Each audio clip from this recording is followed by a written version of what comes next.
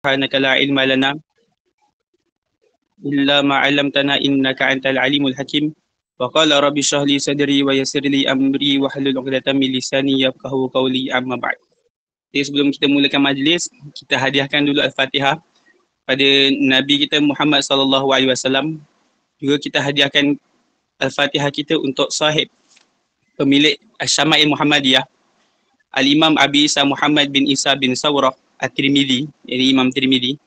Kita hadiahkan juga kepada guru-guru kita dan ibu ayah kita. Wa ala ma nawaina wa ala ma nawabi as-salafuna salihun wa ala ma nawabihi Syekh Muhammad Nuruddin Marbual Banjari wa ala ma nawabihi Al-Ustaz Muhammad wa ala kulli niyatin salihah. Al-Fatihah. A'udzu billahi minasyaitonir rajim. Bismillahirrahmanirrahim. Alhamdulillahirabbil alamin. Ar-Rahmanir Rahim. Maliki yaumiddin.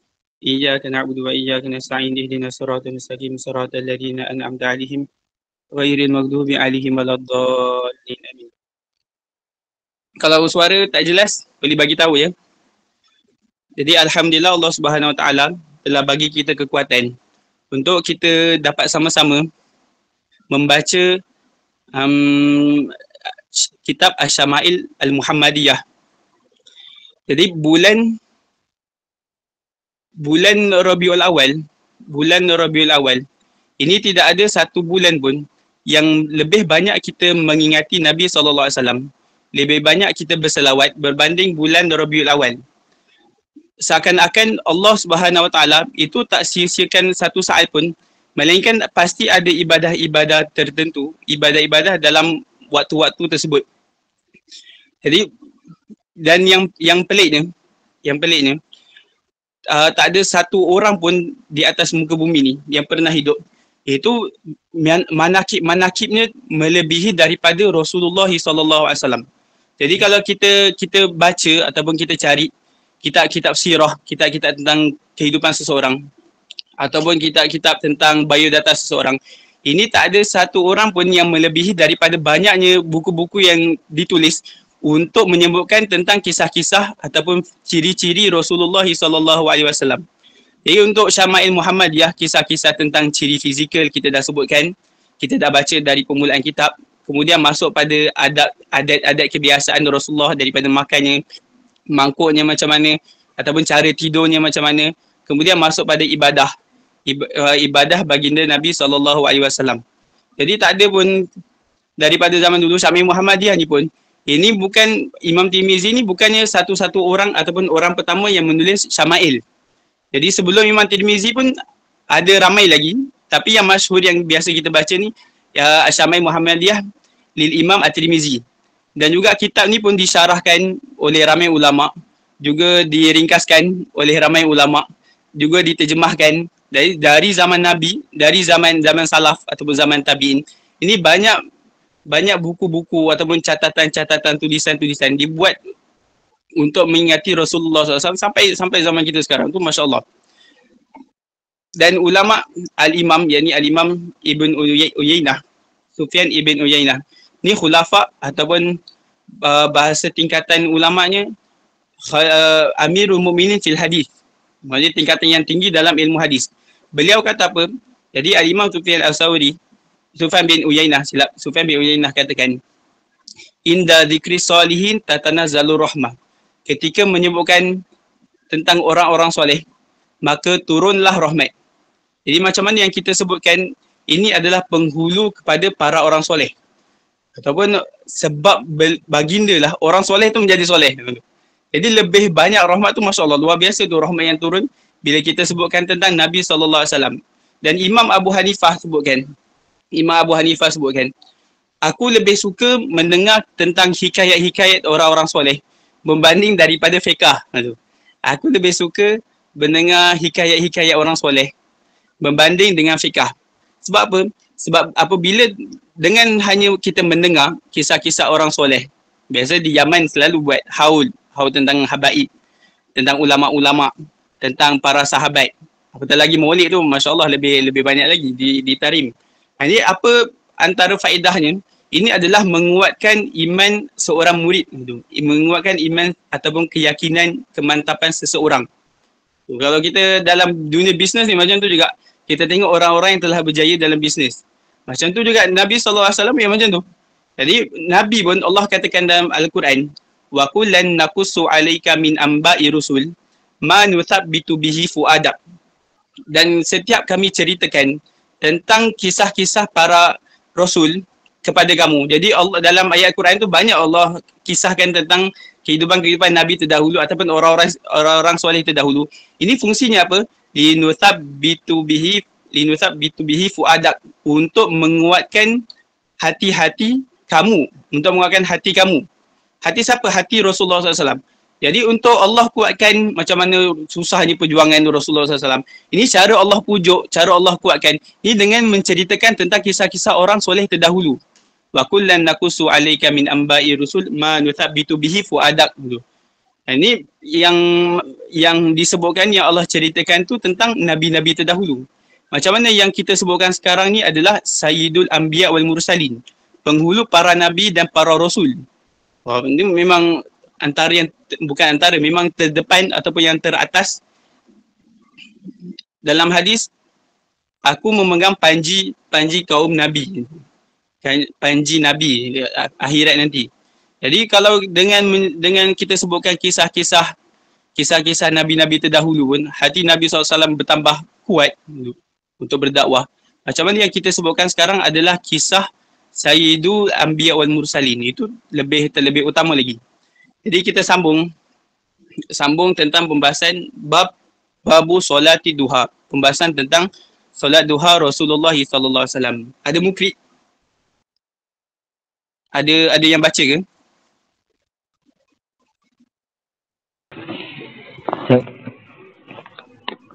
Bismillahirrahmanirrahim. Mu'adzah radhiyallahu anhu telah bertanya kepada Aisyah radhiyallahu anha, apakah Rasulullah sallallahu alaihi wasallam menunaikan salat duha? Aisyah radhiyallahu anha menjawab, ya, 4 rakaat, dan baginda menambah iaitu jumlah rakaat sesuai dengan kehendak Allah. Okey. Baca bahasa Arab ni boleh tak? Jadi kita abang atau memang kita nak syarahkan, tapi kita nak ambil keberkahan daripada hadis. Kita nak dengar ataupun nak baca tentang ataupun bahasa Arabnya, tabarukan, ambil berkat. Jadi untuk cara bacanya, mungkin untuk kita muzakarah balik, cara bacanya ni bacanya haddatsana Mahmud. Tapi untuk kalau bila kita nak baca ni, bacanya qala haddatsana Mahmud. Mana haddatsana ataupun mana haddatsana ni menceritakan kepada kami. Jadi siapa yang menceritakan kepada kami? Mahmud bin Ghailan. Kita tak sempat berjumpa Mahmud bin Ghailan ni, kita tak sempat jumpa. Jadi qala, mana qala tu telah berkata Imam Tirmizi, qala haddatsana Mahmud ibnu Ghailan. Qala tu jadi awalnya biasanya letak qala. Abang Izzat boleh baca lagi? Baca bahasa Arab je. Saya cubalah, Ustaz. Okey, boleh. Qala haddatsana Mahmud ibnu Ghailan. Qala hadatsana Abu Dawud Tiyalisi qala hadatsana Syu'bah an Yazid Rishki qala sami'tu Mu'adzah qalat qultu li Aisyah radhiyallahu anha akan Nabi sallallahu alaihi wasallam yusalli duha. Qalat na'am 4 raka'atin wa yazidu ma syaa Allah wa huwa azza wa jalla. Sayyidina Mu'adzah radhiyallahu anhu telah bertanya kepada Aisyah radhiyallahu anha, apakah Rasulullah sallallahu alaihi wasallam menunaikan salat duha? Sayyidatuna Aisyah radhiyallahu anha menjawab, ya, 4 rakaat, dan baginda sallallahu alaihi wasallam menambah jumlah rakaat sesuai dengan kehendak Allah. Hadis yang ke-288. Jadi Sayyidatuna Mu'adzah radhiyallahu anha berkata, aku berkata kepada Sayyidatuna Aisyah radhiyallahu anha, adakah Nabi SAW solat duha? Sayyidatuna Aisyah kata, ya, 4 rakaat, dan menambahkan sesuai dengan apa yang Allah kehendaki.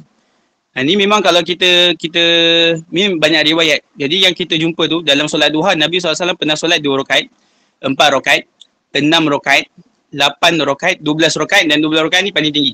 paling banyak 12 rakaat. Ada yang kata lebih pendapat. Jadi kenapa kita jumpa hadis beberapa bilangan yang pelbagai. Kalau mungkin sebelum ni tentang ibadah Rasulullah SAW pun sama. Jadi Nabi solat tu pelbagai. Ada kadang solat 11 rakaat, ada kadang solat 13 rakaat pada waktu malam. Ini untuk rahmat bagi kita. Jadi sebagai satu bentuk kesenangan ataupun ruang untuk kita beribadat. Ruang untuk kita beribadat. Tak mampu 12, 10.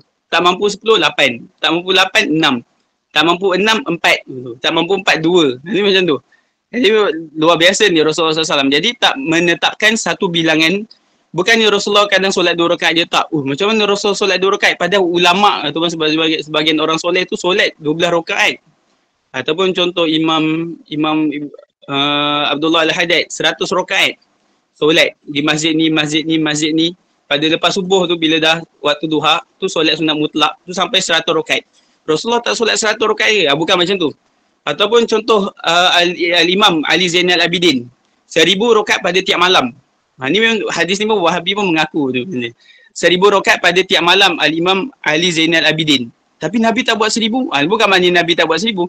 Tapi Nabi adalah tugasnya untuk menerangkan kepada umat. Jadi kadang Nabi SAW solat 2 rakaat. Kadang 4 rakaat, kadang 6 rakaat. Ini untuk tujuannya untuk kita. Untuk kita yang beramal ni. Kalau tak mampu buat 2, buat 4. Tak mampu buat 4, buat 6. Macam tu. Dan kalau kata ulama' tasawuf.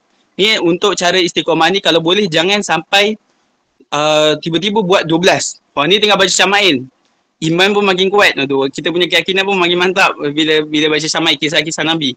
Akhirnya apa? Esok pagi buat 12 rakaat. 12 rakaat malam ni pagi 12 rakaat, malam ni buat tak tidur. Solat sepanjang malam tak tidur.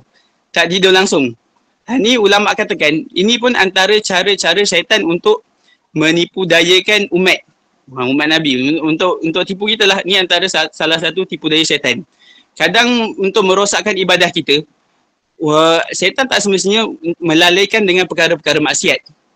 Melalaikan dengan perkara-perkara yang mungkar. Itu sebagian orang macam tu. Tapi tak semua orang. Sebab syaitan sendiri tahu, ada orang ni memang tak terpedaya dengan perkara-perkara mungkar. Akhirnya syaitan suruh apa? Syaitan suruh, kamu solat. Tapi cantikkanlah solat. Nabi suruh, syaitan suruh cantikkan solat. Pelik akhirnya. Rupanya yang syaitan suruh cantikkan solat tu, itu sebab apa? Sebab belakang ni ada bapak mertua. Bapak mertua kat belakang. Akhirnya kita pun, Allahu Akbar. Cantik betul. Tapi bila bapak mertua dah tak ada, bakal bapak mertua dah tak ada, akhirnya tak solat. Ini antara syaitan untuk apa? Untuk merosakkan ibadah dengan ibadah. Itu tipu daya syaitan. Merosakkan ibadah dengan ibadah sendiri. Akhirnya ibadah yang kita buat tu tak sah. Bukan tak sah, sah. Tapi tak makbul. Jadi untuk diterima satu amalan ni kena ada dua. Kena ada dua. Yang pertama, ikut syariat. Ikut fiqah. Sesuai dengan syariat. Yang kedua, ikhlas. Untuk diterima satu amalan seseorang, yang pertama ikut syariat. Sesuai dengan syariat. Yang kedua, ikhlas. Tak cukup daripada salah satu daripada dua ni tak diterima. Kalau contoh ikut syariat, dia tak ikut syariat. Malam ni tiba-tiba semangat. Esok subuh dia kata 2 rakaat je. Ni aku tengah semangat ni. Akhirnya apa? Subuh dia buat apa? 4 rakaat. Itu contoh. 4 rakaat. Ni tak sah amalan. Tapi ada juga amalan sah dia ikut syariat. Tapi tak ikhlas. Akhirnya amalan tu Allah tak terima. Allah Subhanahu Wa Taala tak terima. Macam tu juga syaitan. Kadang untuk merosakkan ahli-ahli ibadah tu. Macam bukan ahli ibadah, perasaan ahli ibadah tu. Tu makam kita tu, perasaan ahli ibadah. Untuk pergi ke kelab, insyaAllah yang dalam ni tak pernah jejak ke kelab tu, tak pernah kelab malam. Tapi untuk beribadah dengan ibadah yang sebenarnya tu, itu yang ujian bagi kita sekarang. Syaitan merosakkan ibadah kadang dengan ibadah. Sebahagian bila kita dah cantikkan solat dan ikhlas, maknanya depan orang buat, belakang orang pun buat, syaitan tipu daya lagi. Syaitan kata apa? Malam ni malam yang mulia. Lepas tu kita pun baca Syama'il. Dia akhirnya jadi semangat. Syaitan kata apa? Syaitan tak kata kita pun nak tahajud malam ni. Nanti sebab apa? Sebab semalam tu kita baru baca tentang ibadah Rasulullah SAW. Tentang tahajud. Akhirnya kita nak solat sepanjang malam.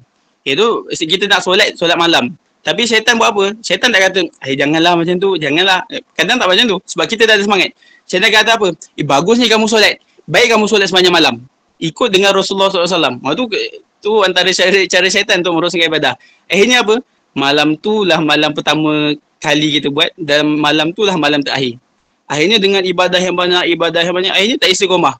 Malam tu, Masya Allah, tak tidur langsung. Esok paginya jadi macam panda. Mata jadi hitam. Kenapa ni? Sebab solat sepanjang malam. Tapi bila masuk malam esoknya, jadi makin tak semangat. Jadi dapat separuh malam je.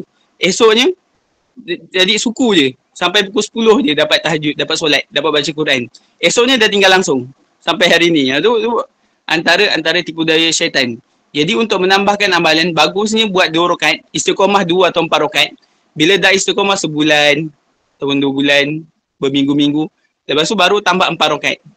Baru tambah 6 rakaat. Baru tambah 8 rakaat. Ni daripada 12 rakaat, tapi itulah hari pertama kita buat, itulah hari terakhir kita buat macam tu. Lepas tu, tak boleh juga tu. Nabi SAW solat menurut riwayat ni 4 rakaat dan menambahkan ikut kehendak Allah Subhanahu Wa Taala. Ni jangan ditafsir yazidu masya-Allah azza wajalla, jangan salah tafsir. Tafsir macam mana? Dan menambahkan jumlah rakaat sesuai dengan kehendak Allah. Jadi akhirnya bila mak tanya, Izzat ataupun ustaz lain tanya, Izzat dah solat duha ke? Jadi Izzat pun kata ikut kehendak Allah Taala. Ikut kehendak Allah Taala. Itu ikut kehendak Allah, kata insya-Allah malas tu. Insya-Allah kalau Allah nak, Allah bagi kita solat. Itu bukan macam tu. Ini bahasa macam ni, bahasa yazidu masya-Allah azza wa jalla ni. Ini bila bahasanya bila dah lepas buat ibadah. Kalau sebelum ibadah kita aku malas ni sebab Allah tu. Sebab Allah tak nak bagi kita ibadah. Itu salah. Tapi bahasa ulama-ulama ataupun orang-orang soleh, kembali ibadah tu kita kembalikan kepada Allah. Ibadah tu kita kembalikan kepada Allah. Maknanya apa? Kalau solat kita solat banyak mana pun, kita tak rasa itu daripada kekuatan kita.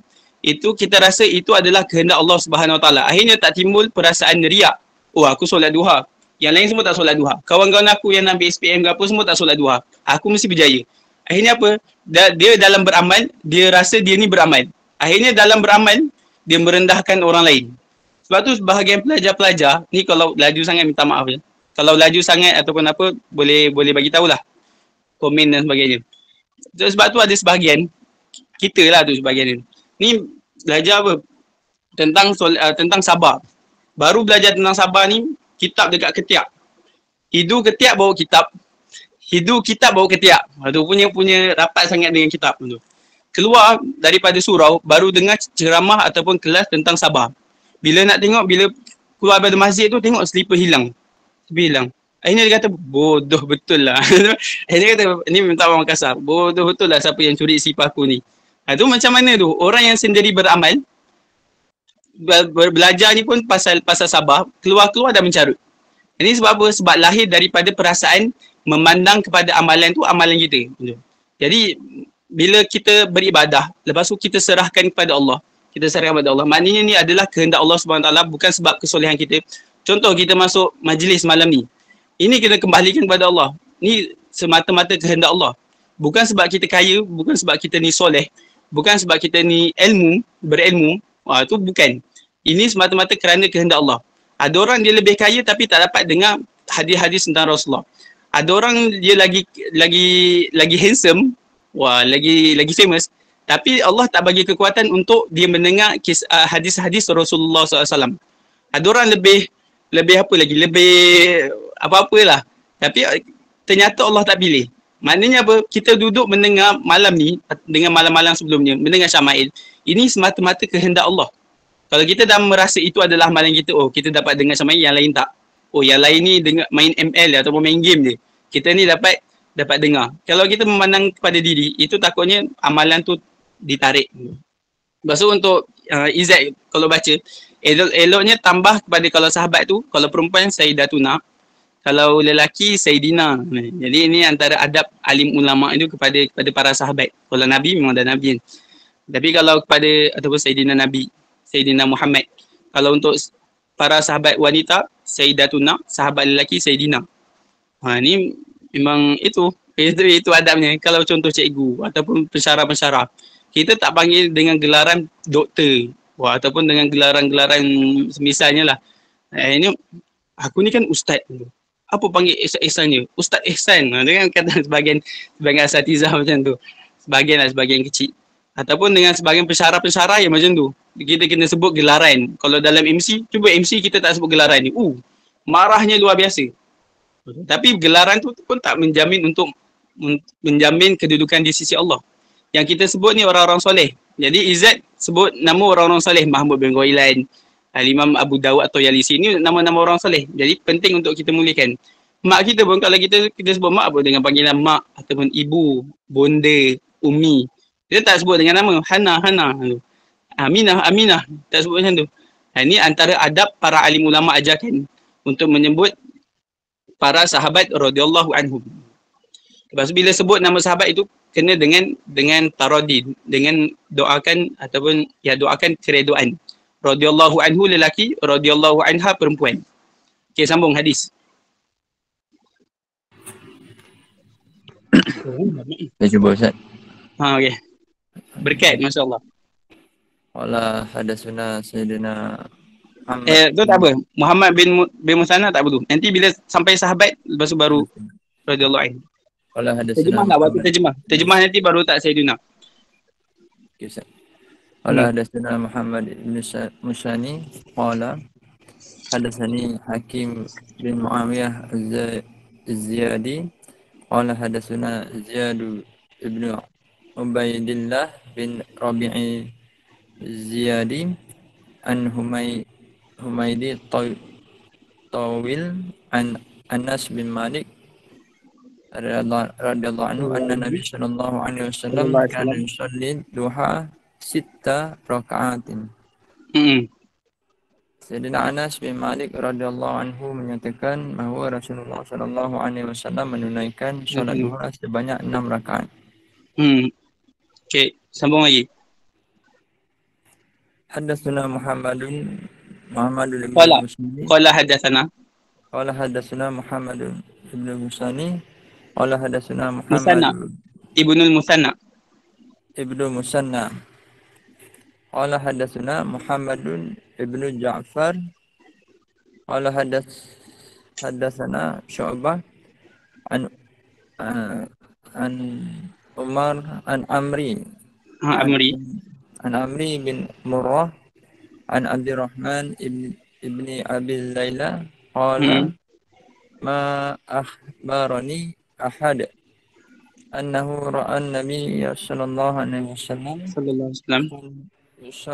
yusalli duha ila Ummu Hani radhiyallahu anha haddatsat anna Rasulullah sallallahu alaihi wasallam dakhala baitaha yawma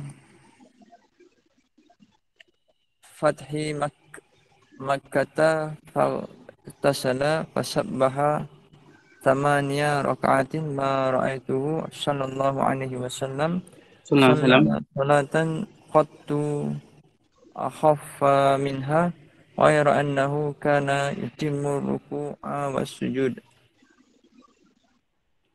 Sayyidina Abdurrahman bin Abu Layla radhiyallahu anhu menyatakan tidak ada seorang pun yang pernah memberitahuku bahawa dia melihat Rasulullah sallallahu alaihi wasallam menunaikan salat duha kecuali Ummu Hani. Dia berkata, Ummu Hani radhiyallahu anha, dia berkata bahawa Rasulullah sallallahu alaihi wasallam memasuki rumahnya pada hari pembukaan kota Mekah. Lalu baginda sallallahu alaihi wasallam mandi dan menunaikan solat sunat 8 rakaat. Aku tidak pernah melihat Rasulullah sallallahu alaihi wasallam menunaikan solat yang lebih ringan daripada itu. Namun baginda sallallahu alaihi wasallam tetap menunaikan rukuk dan sujud. Jadi perkataan Sayyidina Al-Imam Abdurrahman bin Abi Layla ni antara tabi'in. Beliau katakan tak ada satu orang sahabat pun yang bagi tahu kepada aku bahwasanya Rasulullah SAW ni solat duha kecuali Sayyidatuna Ummu Hani. Sayyidatuna Ummu Hani radhiyallahu anha ni sepupu Nabi. Saudara Nabi. Adik-beradik dengan Sayyiduna Ali. Jadi Ummu Hani binti Abi Talib. Dan Ummu Hani binti Abi Talib, Sayyidatuna Ummu Hani binti Abi Talib, ni antaranya adalah satu-satunya orang yang pernah menolak lamaran Rasulullah sallallahu alaihi wasallam. Yang pernah menolak lamaran Rasulullah sallallahu alaihi wasallam. Sebab apa? Sebab kata Sayyidatuna Ummu Hani ni tak mampu, takut tak mampu untuk menjaga hak-hak Nabi. Tak mampu untuk takut menjaga hak-hak Nabi. Ini bergantung pada makom ataupun ahwal seseorang. Ada orang lebih kepada perasaan berharap kepada Allah tu kalau kita bercerita tentang makom. Ada orang lebih khauf ataupun tingkatan takut dalam dirinya tu lebih tinggi daripada sifat berharap kepada Allah Subhanahu Wa Taala. Ni macam ni juga lebih kepada khauf. Takut bukannya sebab Nabi tak sempurna, tapi takut beliau sendiri tak mampu untuk jaga hak Nabi. Sama macam kalau kisah salaf macam ni. Kisah salaf ni kalau kita bagusnya solat ataupun duduk di masjid lama. Kalau niat itikaf tu dapat pahala. Selama kita duduk situ dapat pahala. Kalau lepas solat kita tak berpindah daripada tempat tu, malaikat pun akan istighfar untuk kita. Ni dalam hadis sahih Bukhari. Tapi ada satu orang ni salaf kalau waktu solat tu, biasa kalau kita kan biasa cerita kita dengar sebelum azan dah ada. Waktu kisah-kisah orang hebat tu. Tapi ada satu orang ni bila nak mula solat baru masuk. Bila bagi salam keluar. Bila bagi salam lari ataupun cepat tergesa-gesa untuk keluar.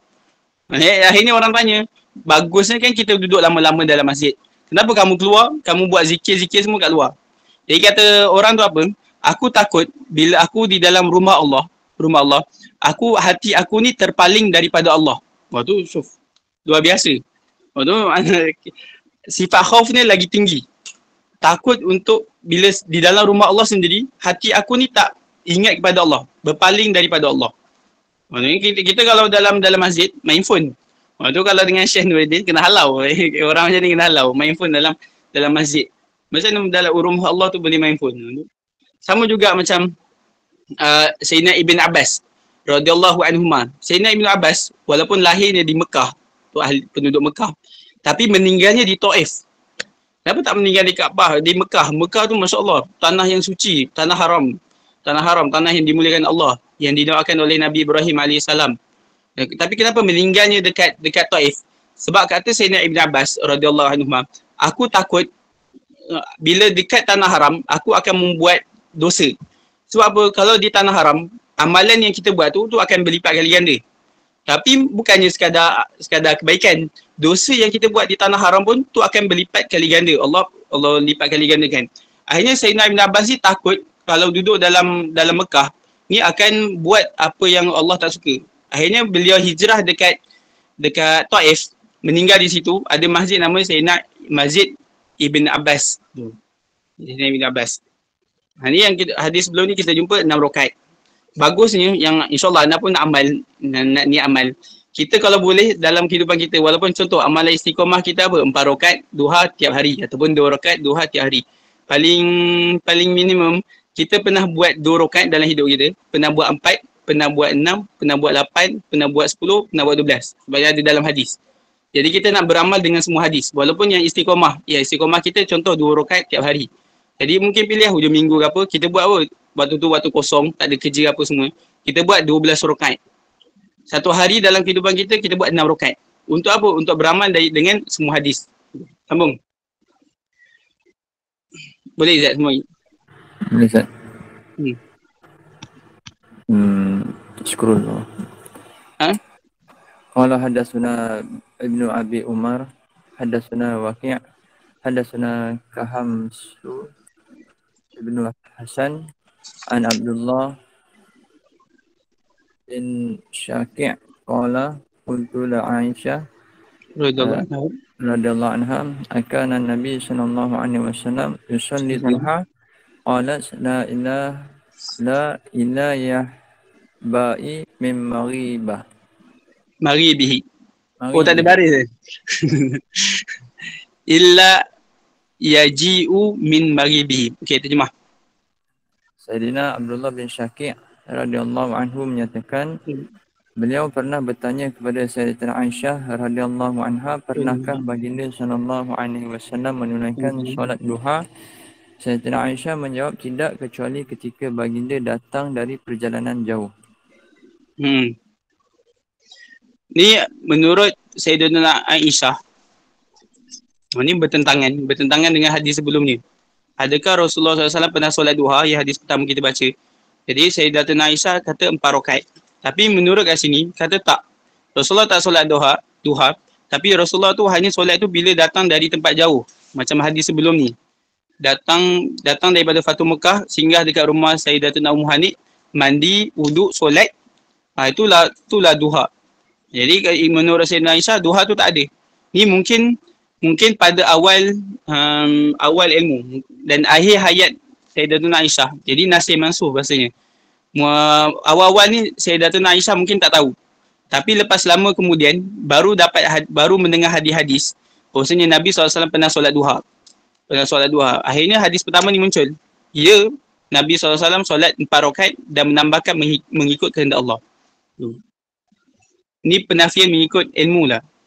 Bukan Nabi tak pernah solat duha, tapi tak pernah Sayyidina Aisyah melihat waktu awal-awal. Sambung.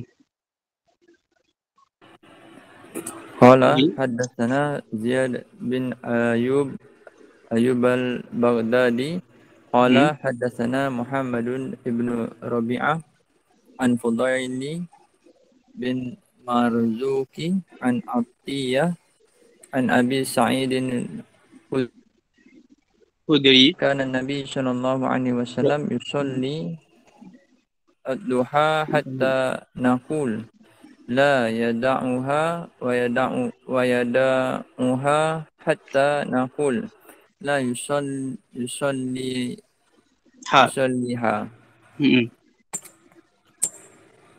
Scroll. Sayyidina Abu Sa'id Khudri radhiyallahu anhu menyatakan Rasulullah sallallahu alaihi wasallam sentiasa menunaikan solat duha sehingga kami menyangkakan baginda tidak pernah meninggalkannya. Tetapi pada waktu yang lain baginda sallallahu alaihi wasallam meninggalkan solat tersebut sehingga kami menyangka baginda sallallahu alaihi wasallam tidak pernah melakukannya. Ini tak bertentangan dengan hadis sebaik amalan. Afdalul amal adwamuha wa in qalla. Ni tak bertentangan dengan hadis Nabi SAW bersabda, sebaik-baik amalan yang berterusan meskipun sedikit. Ni kalau kita baca ikut zahir pada hadis, seakan-akan Nabi ni tak istiqamah solat duha. Kenapa kita nak istiqamah sedangkan Nabi tak? Ni bukan. Ni salah faham. Jadi apa yang Nabi SAW buat, ini supaya umat tidak menganggap duha tu adalah wajib. Jadi kadang-kadang Nabi pun tinggal. Sama macam kisah solat tarawih. Malam pertama sikit je jemaah. Malam kedua dah makin ramai. Malam ketiga lagi ramai. Akhirnya malam keempat Nabi tak keluar daripada rumah. Tak keluar daripada bilik. Solat dalam rumah. Supaya apa? Umat tak menganggap itu adalah kewajipan. Nanti kalau puasa pun kita akan jumpa benda sama. Dan kami tak pernah Nabi SAW berpuasa sampai kita katakan ni Nabi tak akan tinggal puasa. Akhirnya Nabi tinggal. Dan Nabi pun tak buat puasa sampai kami para sahabat katakan, oh Nabi ni tak akan berpuasa dah. Tapi Nabi puasa. Esoknya tengok Nabi puasa. Ini untuk menunjukkan itu adalah amalan sunnah dan bukannya satu kewajipan. Tapi selayaknya lah bagi kita ni yang nak mengikut Nabi SAW ni tak meninggalkan solat duha. Jadi Nabi tu untuk menerangkan hukum saja. Sama dengan Nabi SAW pernah satu hari tertidur, terlajak subuh. Sayyidina Abu Hurairah ni kira orang patutnya berjaga malam. Waktu tu lepas perang. Akhirnya Rasulullah SAW dan para sahabat pun dia tertinggal subuh. Akhirnya Nabi pun solat qada. Kenapa Nabi semisal Nabi boleh solat qada? Kalau kita tengok kisah wali tu kan, wali kalau kita kisah-kisah orang soleh tu tak pernah masbuk langsung. Jangan masbuk goib tu tak pernah. Jangan tak masuk solat. Masbuk pun tak pernah. Itu sebahagian orang-orang soleh. Sebab orang-orang soleh beza makamnya dengan Nabi. Nabi diutuskan untuk menunjukkan hukum, menerangkan hukum. Sama macam kisah Nabi SAW ni solat zuhur, tapi tiba-tiba solatnya 3 rakaat je. Para sahabat bila habis bagi salam, ni 3 rakaat solat zuhur, para sahabat semua diam. Sebab apa? Takut salah adab. Mana tahu Allah pendekkan zuhur daripada 3 rakaat. Jadi tak boleh nak membantah. Datang seorang sahabat, nama sahabat tu Dzul Yadain, yang ada 2 tangan panjang. Datang sahabat tanya, ya Rasulullah, kamu solat 3 rakaat. Kamu solat 3 rakaat. Itu adakah daripada Allah ataupun kamu terlupa? Akhirnya Nabi kata, betul. Ya ke aku solat 3 rakaat? Akhirnya Nabi ulang ataupun tambah 1 rakaat. Tambah 1 rakaat. Kalau nak kita pasal hukum panjang. Tapi yang nak bagi tahunya, Nabi SAW ni kadang melakukan satu amalan. Ini untuk menerangkan hukum. Lagi sambung. Qala hadatsana Ahmad bin Mani' an Husaini qala hadatsana Ubaidah an Ibrahim an Sahmi ibn Manjab an Qarsa'id Dabibi atau an Qaza'ata an Qarsa'i an Abi Ayyub Al-Ansari anna Nabi sallallahu alaihi wasallam kana yudminu arba'a raka'atin inda zawali syamsi faqultu ya Rasulullah innaka tudminu hadhil arba'a raka'atin inda zawali syamsi faqal in abwabas sama'i tuftahu inda zawali syamsi fala turtaju hatta tusalli zuhur فأحب أن يصعد لي في تلك الساعة خير قلت أفي كلهن قراءة قال نعم قلت هل فيهن تسليم فاصل قال لا Sayyidina Abi Ayyub Al-Ansari radhiyallahu anhu menyatakan Rasulullah sallallahu alaihi wasallam sentiasa menunaikan solat 4 rakaat ketika matahari tergelincir. Aku bertanya, wahai Rasulullah, engkau sentiasa melakukan 4 rakaat ini di ketika matahari tergelincir? Baginda sallallahu alaihi wasallam menjawab, sesungguhnya pintu-pintu langit dibuka pada ketika tergelincirnya matahari dan akan tertutup ketika solat zuhur dilaksanakan. Aku ingin supaya ada kebaikanku yang naik ke langit pada waktu tersebut. Aku bertanya lagi, apakah kita membaca Al-Quran pada setiap rakaat? Baginda sallallahu alaihi wasallam menjawab, ya. Aku bertanya lagi, apakah di antara 4 rakaat itu terdapat salam? Baginda sallallahu alaihi wasallam menjawab, tidak. Hadis ni ada banyak penafsiran. Jadi Nabi SAW sangat menjaga 4 rakaat ketika tergelincir matahari. Namanya solat sunnah zawal. Apa faedah ataupun kelebihan? Sesungguhnya pintu-pintu langit dibuka pada waktu tergelincirnya matahari dan tidak tertutup, maka tidak tutup sehingga solat zuhur.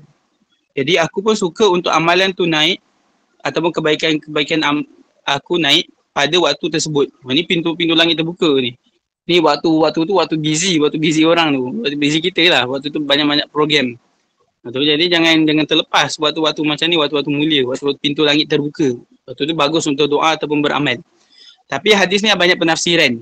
Kenapa kita kan cerita tentang solat duha, tapi kenapa tiba-tiba masuk tentang gelincir matahari, maknanya waktu zuhur. Jadi ulama berbeza pendapat. Solat ni solat apa? Bezanya pendapat. Sebahagian ulama, pendapat pertama katakan ini adalah solat sunat qabliyah zuhur. Solat sunat qabliyah zuhur. So, qabliyah zuhur boleh buat 2 rakaat dan tu muakkad, sunat muakkad. Boleh juga buat 4 rakaat 1 salam. 4 rakaat 1 salam macam dalam hadis ni. Ini pendapat pertama.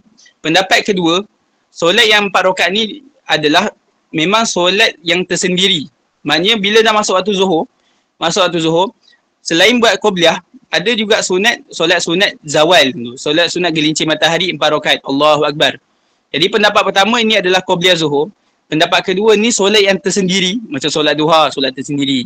Solat ba'diyah, solat tersendiri. Solat qabliyah, solat tersendiri. Solat sunnah zawal pun solat tersendiri. Ini pendapat kedua. Pendapat ketiga ni adalah solat duha. Maknanya tergelincir matahari, maknanya hampir tergelincir matahari. Kalau dalam hadis kita baca, sini terjemahnya macam mana? Ketika matahari tergelincir. Masuk waktu zuhur. Itu bukan maknanya waktu zuhur. Imam Suyuti masukkan hadis ni dalam solat duha untuk menunjukkan makna solat 4 rakaat ni solat hampir sebelum zuhur. Maknanya masih masuk waktu duha. Jadi waktu duha tu awalnya adalah solat isyraq, ujungnya adalah solat sunnah zawal. Jadi bila masa kita solat duha, Bila kalau kita tengok jam-jam dekat masjid tu ada waktu syuruk. Waktu syuruk. Waktu dah terbit matahari. Waktu terbit matahari, waktu tu tak boleh solat. Tak boleh solat. Kita dalam pukul lebih kurang dalam pukul 7. 7 lah. Pukul 7 kalau kita tengok masjid tu waktu syuruk tu. Tambahkan setengah jam. Tambah setengah jam. Itulah waktu solat sunat isyraq. Ulama beza pendapat lagi. Solat sunat isyraq tu solat duha atau tak. Sebahagian kata solat duha. Sebahagian kata tak. Kalau sebahagian kata tak, maknanya solat sunat isyraq lain. Solat sunat duha pun lain. Tu bila solat sunat isyraq, duhanya bila? Duhanya dalam pukul 8. Kalau 7.30, solat sunat isyraq pukul 8 je duha. Mungkin pening sikit lah. Tapi ada juga pendapat solat sunat isyraq termasuk duha. Solat sunnah zawal pun termasuk duha. Ini sebab tu Imam Tirmizi masukkan dalam bab solat duha. Hanya tu bukan sunnah qobliyah zuhur. Okey, sambung.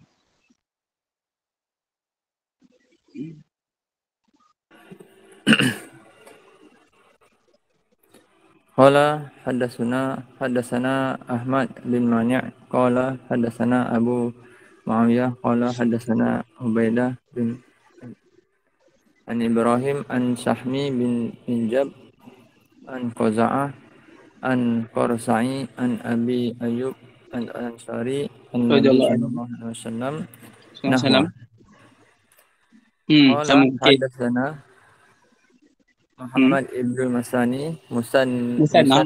Musanna qala hadatsana Abu Daud qala hadatsana Muhammad ibnu Musannim ibn Abi wa Waddah an Abdul Karim al-Jazari an Mujahid an Abdullah ibn Sa'ib anna Rasulullah sallallahu alaihi wasallam kana yusalli arba'an ba'da an tazula asy-syamsu qabla az-zuhri wa qala innaha sa'atu tuftahu fiha abwabus sama' fa uhibbu an yas'ali li fiha amalun salih. Sayyidina Abdullah Abdullah ibnu Sa'id. Sayyidina Abdullah ibn Sa'id radhiyallahu anhu menyatakan bahawa Rasulullah sallallahu alaihi wasallam bersembahyang 4 rakaat selepas gelincir matahari sebelum solat zuhur dan baginda sallallahu alaihi wasallam bersabda sesungguhnya ia adalah saat dibukakan pintu-pintu langit maka aku suka bahawa diangkat bagiku amal yang soleh di dalamnya. Ni lagi jelas yang menunjukkan 4 rakaat tu memang solat sunat qobliyah zuhur. Lebih jelas. Okey, lagi. Dia lebih kurang sama je dengan hadis sebelum ni. Lagi. Qala hadatsana Abu Salamah Yahya ibnu Khalaf qala hadatsana Umar ibnu Ali al-Muqaddami an Mis'ari ibni Kidam an Abi Ishaq an Asim ibni Damrah an Ali annahu kana yusalli qabla zuhri arba'a wa dhakara anna Rasulullah sallallahu alaihi wasallam kana yusalliha inda zawali wa yamuddu fiha.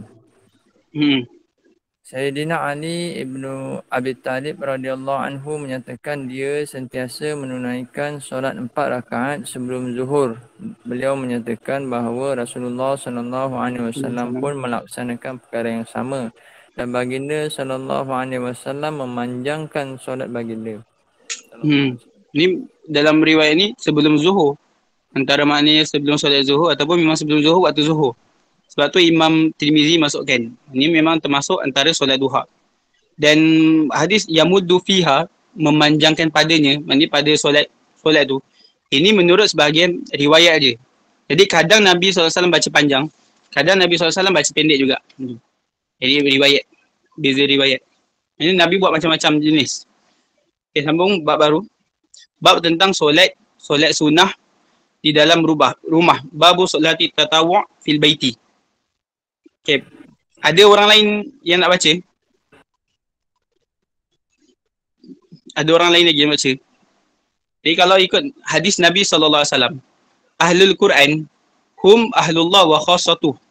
Ahli Al-Quran adalah, maksudnya yang selalu baca Quran ataupun ada menghafal juga ataupun mengamalkan Al-Quran.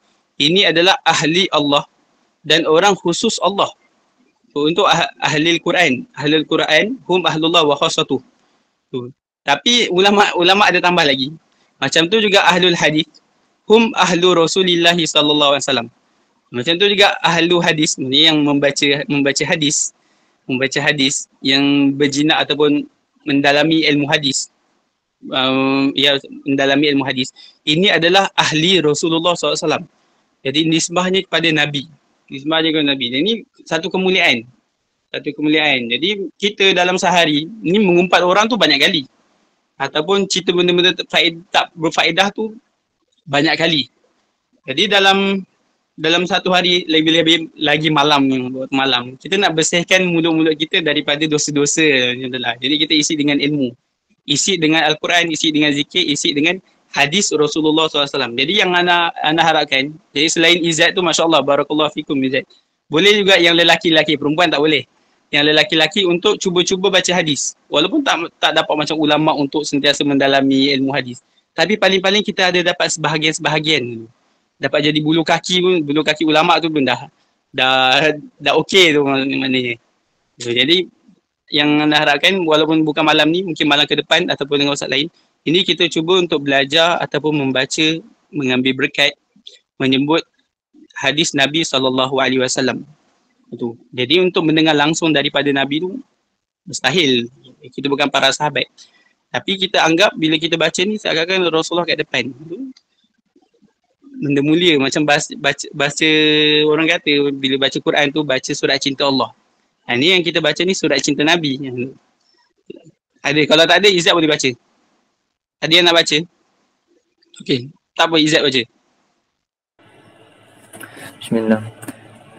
Qala haddatsana Abbas Anbari qala haddatsana Abdul Rahman ibn Mahdi an Muawiyah bin Salih anil Ala'i ibn al-Harith an Harami ibn Muawiyah an ammihi Abdullah bin Sa'di qala sa'altu Rasulullah sallallahu alaihi wasallam anis salati fi baiti wa salati fil masjid qala at-tara ma aqraba baiti minal masjid fal'an usalliya Fala'an usalliya fi baiti ahabbu ilayya min an usalliya fil masjid ila an takuna salatan maktubah. Sayyidina Abdullah ibn Sa'ad radhiyallahu anhu menyatakan, aku pernah bertanya kepada Rasulullah sallallahu alaihi wasallam tentang solat di rumah dan solat di masjid. Baginda sallallahu alaihi wasallam berkata, engkau boleh melihat betapa dekat rumahku dengan masjid, maka aku lebih suka menunaikan solat sunat di rumah dari masjid kecuali solat fardu. Jadi kalau untuk syiar, untuk masjid, untuk solat fardu, dia solatnya di masjid. Dan Nabi SAW banyaknya solat sunnah tu di dalam rumah. Jadi dekatnya, kamu telah melihat betapa dekatnya rumahku dengan masjid. Mana tak dekatnya menempel tu. Jadi masjid buka pintu rumah tu dah masjid. Buka pintu rumah tu dah pijak je dah masjid. Itu memang dekat. Jadi masjid sebelahnya rumah Rasulullah SAW dengan Sayyidatina Aisyah radhiyallahu anha. Itu memang betul-betul dekat. Isteri-isteri Nabi semua dekat-dekat situ je rumah ni. Tapi Nabi SAW suka solat ni sunnah tu di dalam rumah. Ada banyak alasan. Yang pertama, kita boleh katakan untuk mengelak daripada riak dan sifat munafik. Waliyazubillah ni. Sifat munafik.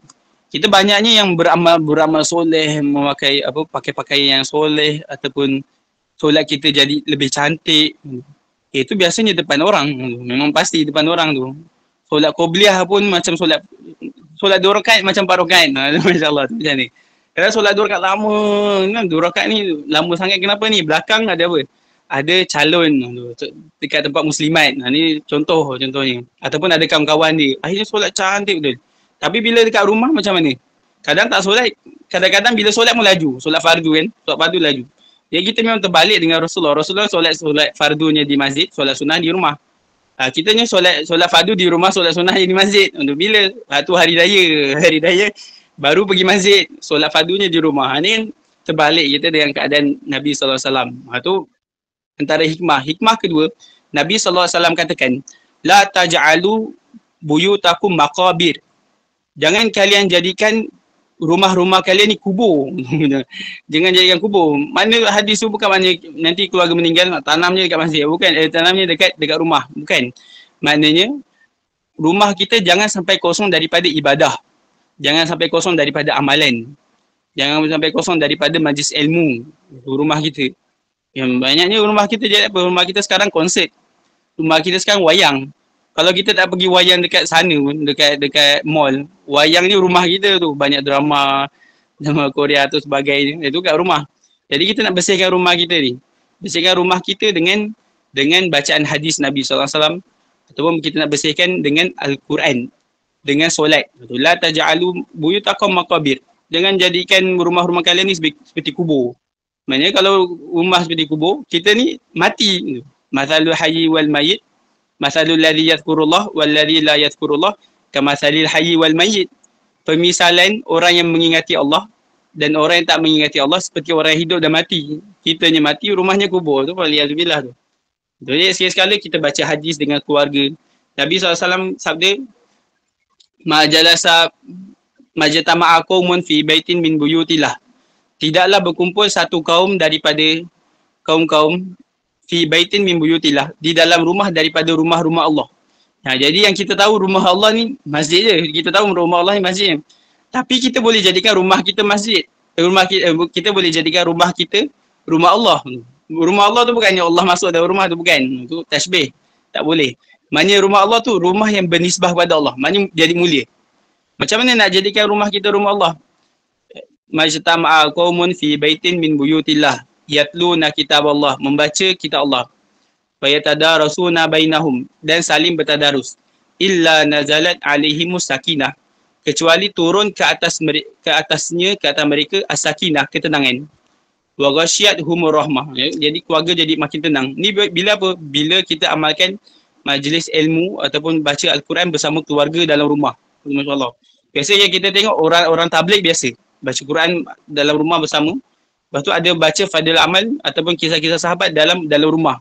Kalau pernah ikut jemaah-jemaah itu ada. Ataupun kalau saudara-saudara kita ada keluar jemaah, yang kuat betul jemaahnya, kuat betul tabligh, itu dalam rumah tu baca Fadil Amal. Ini janji Allah apa dia? Janji pertama tu Allah jadikan rumah ni sebagai rumah Allah, bernisbah kepada Allah, jadi mulia. Yang kedua, illa nazalat alaihimus sakinah, jadi tenang. Jadi tenang, rumah jadi tenang.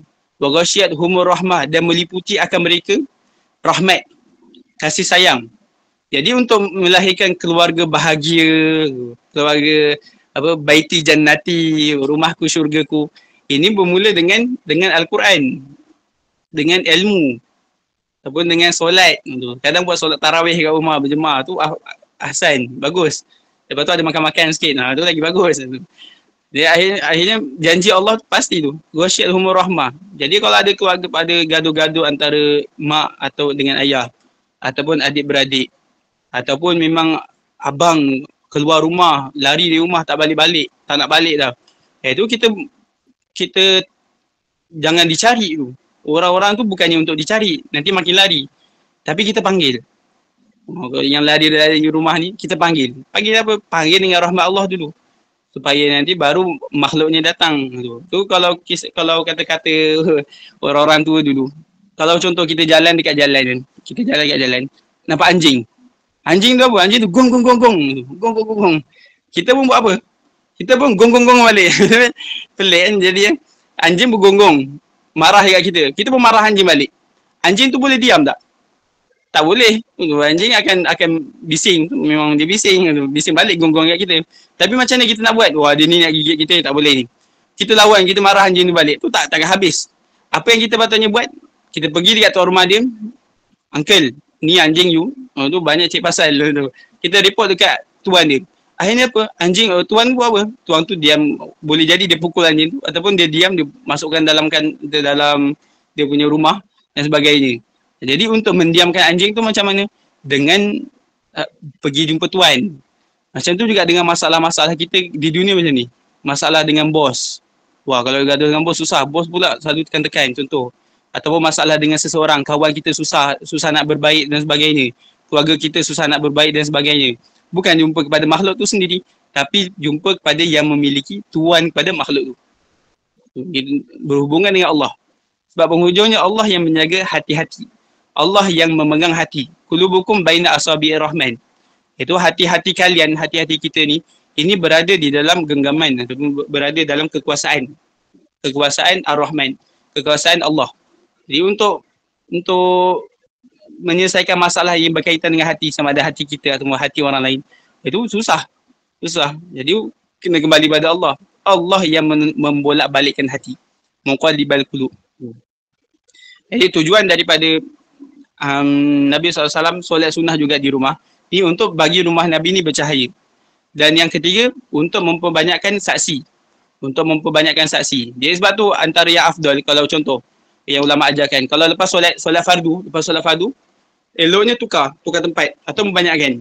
Kalau kita pernah solat kat sini, solat sini. Kalau kita pernah solat sunnah kat sana, kita solat belakang. Solat sunnah lah. Kalau kat masjid pun eloknya banyakkan. Ini untuk apa? Untuk banyakkan saksi. Macam tu lah, ulama-ulama kita dahulu tu kalau pergi mana-mana ke mana mesti ada zikir. Zikir tu apa? Zikir tu untuk memperbanyakkan saksi. Jadi bukan pergi audition, tinggalkan kenangan atau tak gambar dan sebagainya. Yang paling penting tu kita tinggalkan, oh ni akan jadi saksi kita pernah solat, ni pernah jadi saksi kita pernah zikir subhanallah. Itu semua akan memperbanyakkan saksi kita pada hari kiamat. Wallahu alam. Ada soalan? Dah habis waktu dah ni. Kalau ada soalan boleh tanya. Kalau tak ada, kita tutup majlis. Tangguh majlis insya-Allah. Tak ada. Wa iyyakum bi afdal. Kalau tak ada, kita tangguh majlis kita dengan tasbih kifarah dan suratul As, subhanallah bihamdihi, subhanallah bihamdika, asyhadu an la ilaha illa anta, nastaghfiruka wa atubu ilaik. Bismillahirrahmanirrahim. Wal 'asri innal insana lafi khusr illa alladziina amanu wa 'amilus solihati wa tawassaw bil haqq wa tawassaw bis sabr. Dan kalau boleh, kalau kita pernah baca Syama'il ni, kalau kita dah join mana-mana majlis, masuk majlis ni, itu kalau boleh khatam lah walaupun sekali tu. Kita kan biasanya apa? Khatam Al-Quran, kita kejar. Jadi kita juga nak ada ihtimam yang sama pada hadis Rasulullah SAW.